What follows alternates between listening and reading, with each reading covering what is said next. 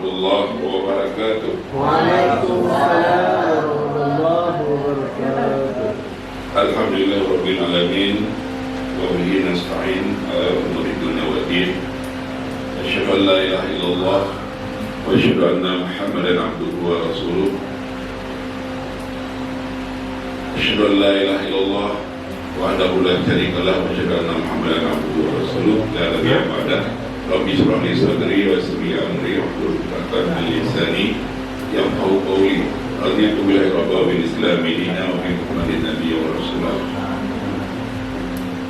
Syukur alhamdulillah karena izin Allah kita bisa hadir di musala yang indah, yang luar biasa. Di musala ini kita berkumpul dan hati kita semua hadir untuk satu tujuan yang sama, yaitu menyembah Allah Rabb sekalian alam, yang tadi kita salat zuhur dengan diimami oleh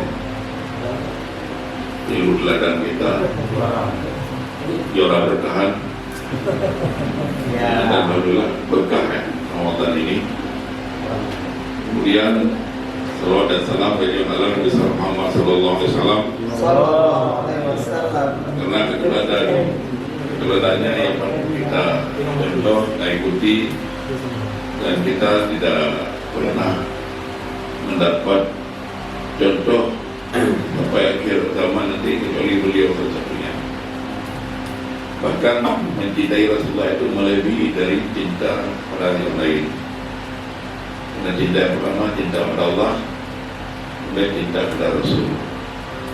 Dalam hal ini Umar pernah ditanya oleh Rasulullah, wahai Umar, siapa yang paling engkau cintai? Tentunya Umar mengatakan Allah dan diriku sendiri. Rasulullah mengatakan, engkau belum sesungguhnya, belum pun keimananmu wahai Umar. Maka Umar terkejut. Maka Rasulullah mengatakan, engkau akan sempurna ketika engkau mencintai aku lebih engkau cintai daripada dirimu sendiri. Maka ketika Umar merubah semua itu, maka Umar mengatakan, ya Rasulullah, aku mencintaimu melebihi cintaku padaku, pada diriku, orang tuaku, dan semua yang ada. Maka kita hari ini, mari kita wujudkan cinta kita kepada Rasulullah itu adalah di atas segala-galanya setelah Allah. Makanya kalau ada lagu, dulu kan ada lagu itu, cintaku padamu di atas segala yang itu syirik. Nggak tahu siapa yang menyanyikan. Nah, pokoknya jangan lagi menyanyikan lagu itu kan. Nah, lagu itu syirik. Cintaku padamu di atas segala yang itu lagu syirik. Sila jemaah zuhur Ramadan berkah yang karim dengan rahmat Allah, rahmat Allah. Saya baca satu ayat Allah dalam surah At-Taubah. A'udzu billahi minasyaitonir rajim. Infiru khifafan wa thiqalan wajahidu bi amwalikum wa anfusikum fi sabilillah. Dzalikum khairul lakum in kuntum ta'lamun. Barakallahu azim. Dalam surat Taubah ini salah satu surat yang tidak dibaca bismillah ya. Di surat Taubah ini baca ta'awud saja, a'udzubillah. Kalau ada yang baca bismillah berarti tidak sering baca Quran. Dan saya pernah baca bismillah sehingga agak juara. Ini pernah kejadian. Saya sekali ikut daurah khatib di asrama haji. Saya berusaha sedikit. Jadi konsep saya bagus, sembah Jumat, daurah apa ya. Tiba-tiba orang lain sudah mengucapkan selamat saya cuma paling bagus. Tiba-tiba waktu diumumkan saya nggak juara. Waktu itu jurinya Pak Yani ya dari Jakarta.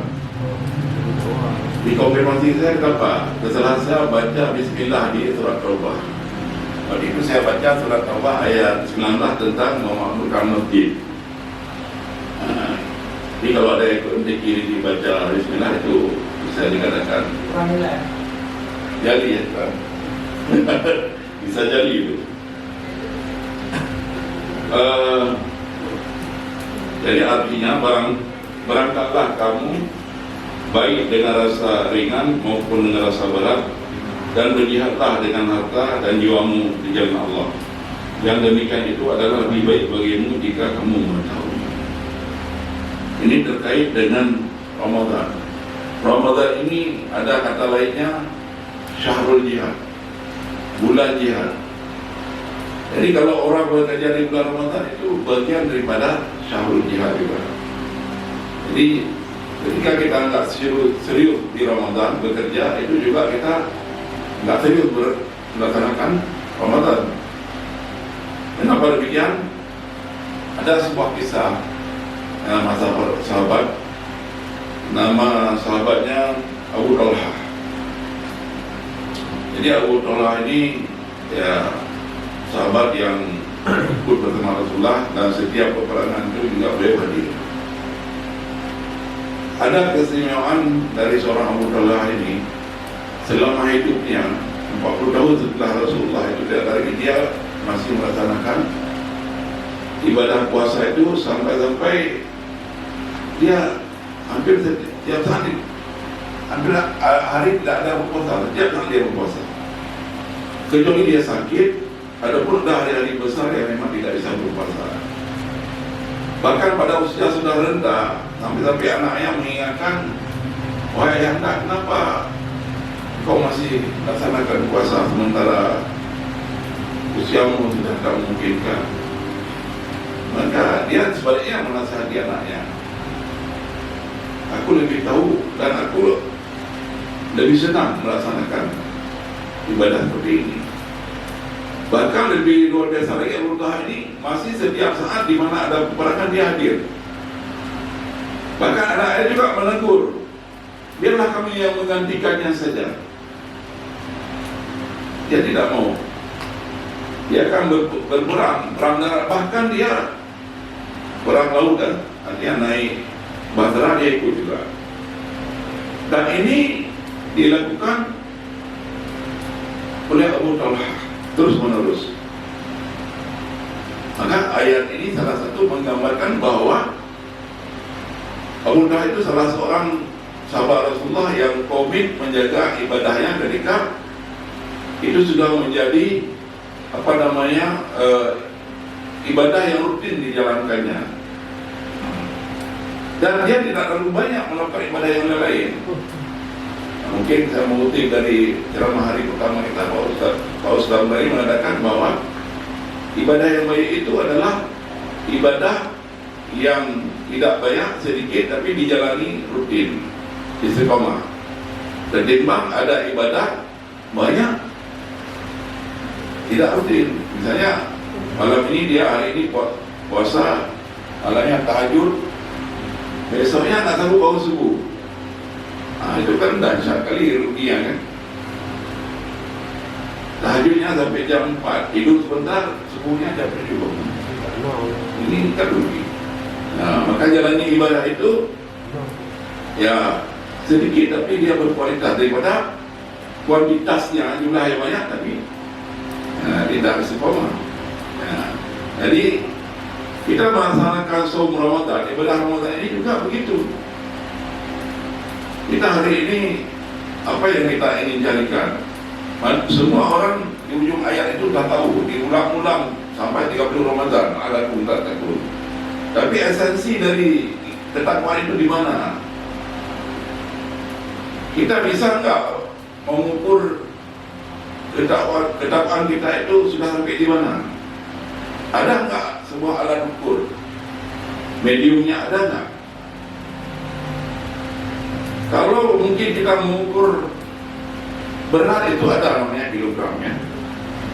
Kalau kita mengukur jarak, itu ada namanya meter ataupun kilometer ya. Dan semua ada.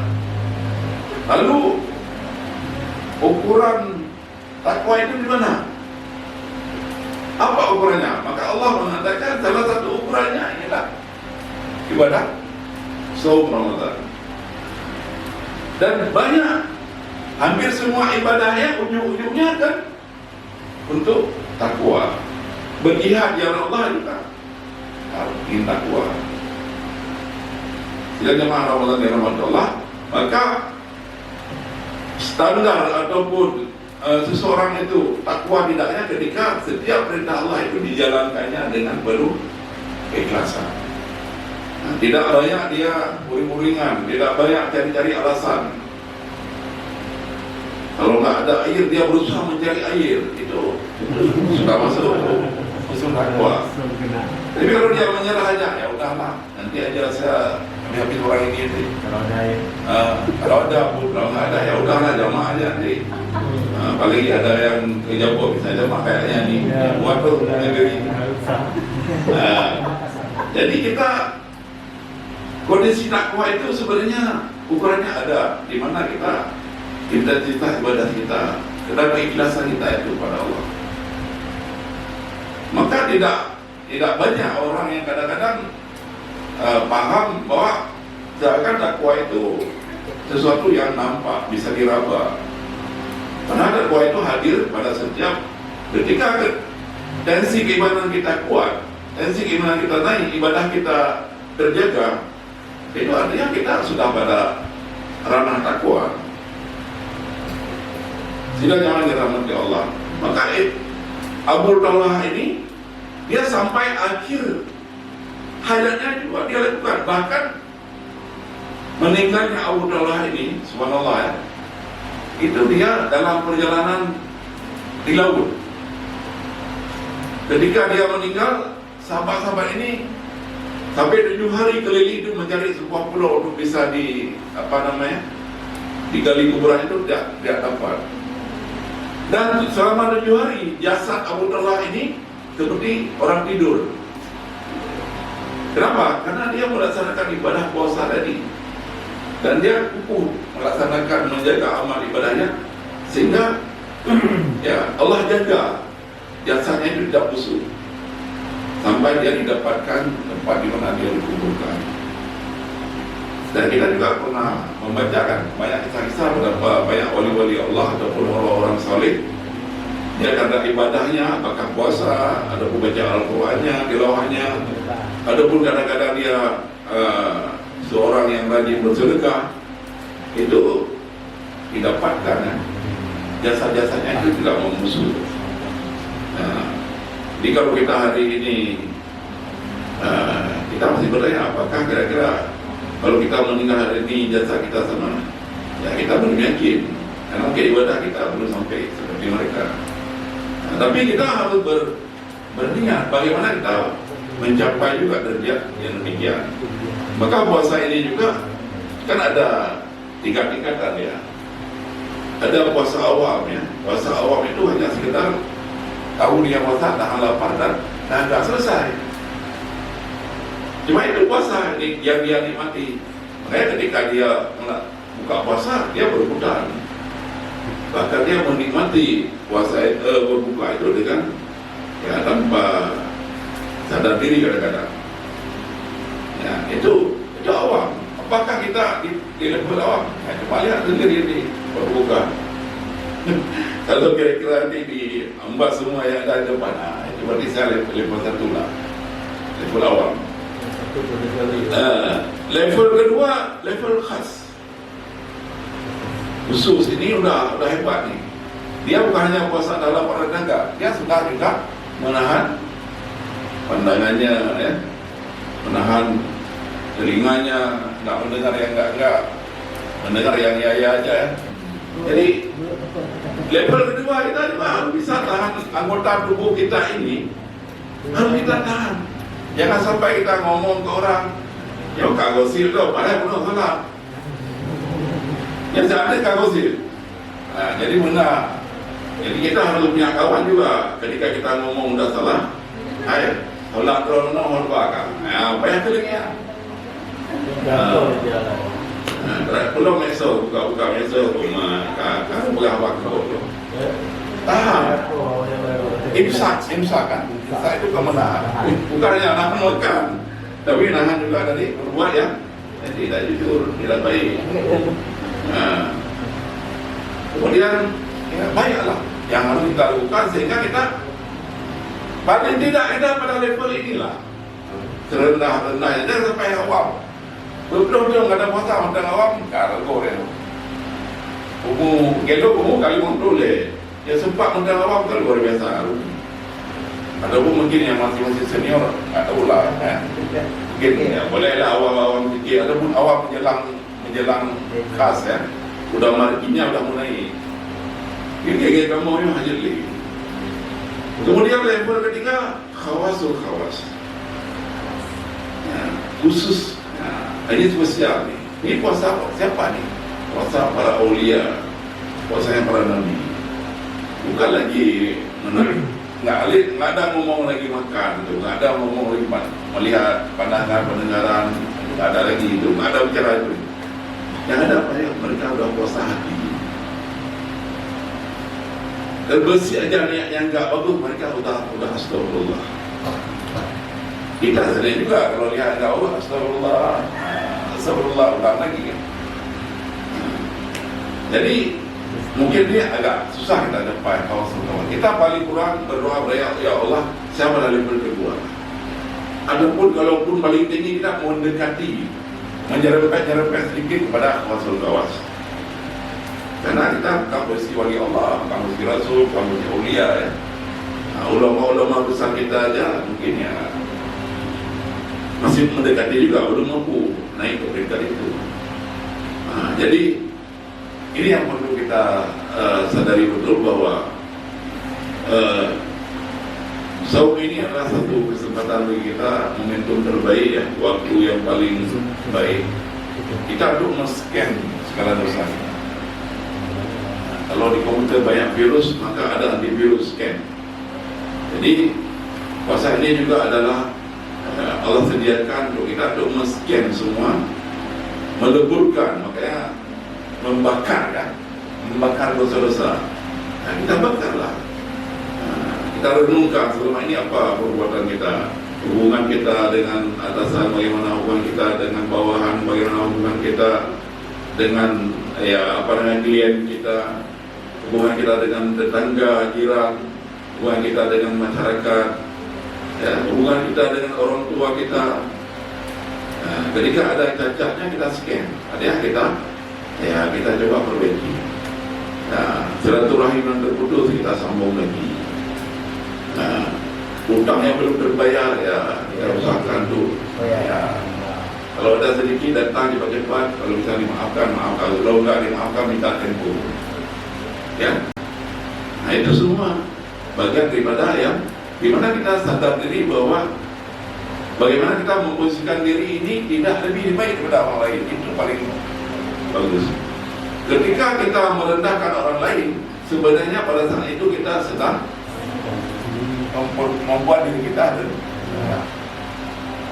jangan kita lihat orang terhadap dia nggak salah, lalu kita punya jalan mereka. Kita belum tahu akhir hidup kita ini. Mungkin dia besok dia lebih baik daripada kita. Kan banyak kisah-kisah. Kadang-kadang ya bagaimana kita pernah mendengar pelacur memberi minuman kucing. Ternyata dia masuk surga. Ada pelacur. Nah, makanya kita dalam diri jangan pernah merendahkan orang lain, apalagi memvonis orang itu lebih baik. Kita lebih baik daripada dia, itu jangan sekali. Semua kita ada kurang, ada cacatnya, makanya kita mengoreksi ataupun melihat aib kita sendiri itu lebih baik daripada kita membongkar aib-aib orang lain. Tapi ketika memang ada sesuatu yang salah sama orang lain, ya kesempatan seperti ini kita nasihati. Karena fungsi kita menasihati. Nasihat itu kan bisa dua arah.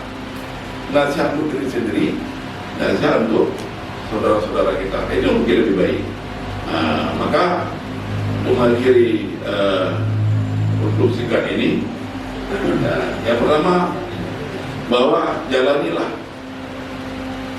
puasa ini satu kesempatan di mana kita untuk mengukur gimana sejauh mana ketakwaan kita dan tensinya di mana. Maka ketika kita merasa-rasa sudah ada peningkatan kenyamanan, kemanisan, ketenangan hati, berarti itu sudah bersemi nilai takwa dalam diri kita. Kemudian yang kedua, mari kita belajar ya, memperbaiki diri. Karena tidak banyak orang yang hari ini mau memperbaiki kita. Apalagi kita mungkin tipe-tipe orang yang tidak mau dinasihati. Ada orang ketika dinasihati, ataupun banyak juga cara orang nasihati itu tidak bisa kita terima. Tapi lebih bagus, lebih ideal kita sebagai hamba Allah siap dinasihati, walaupun kita menasihati, tapi juga siap dinasihati. Saya pernah, ini mak cakap bukan untuk apa show of force ya. Saya ngaji sekali. Jadi kaki saya jurutkan, berat sakit kaki mak kan. Datang anak-anak pakai baju oblong, usia SMP, datang bagus ya, cara dia datang bagus, sopan. Pak, bagi bapak kalau di sana gitu.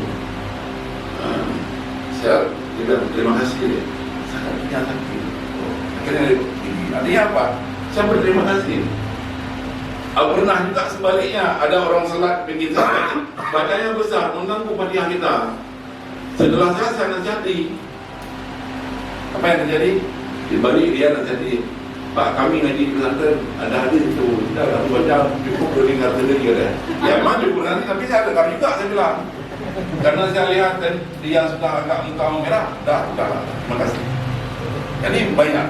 Jadi kita bagaimana hari ini idealnya kita siap menasihati, juga siap untuk dinasihati, itu paling oke. Dan yang terakhir, ya, jangan kita level awam. Saya jawab, ada namanya. Assalamualaikum warahmatullahi wabarakatuh.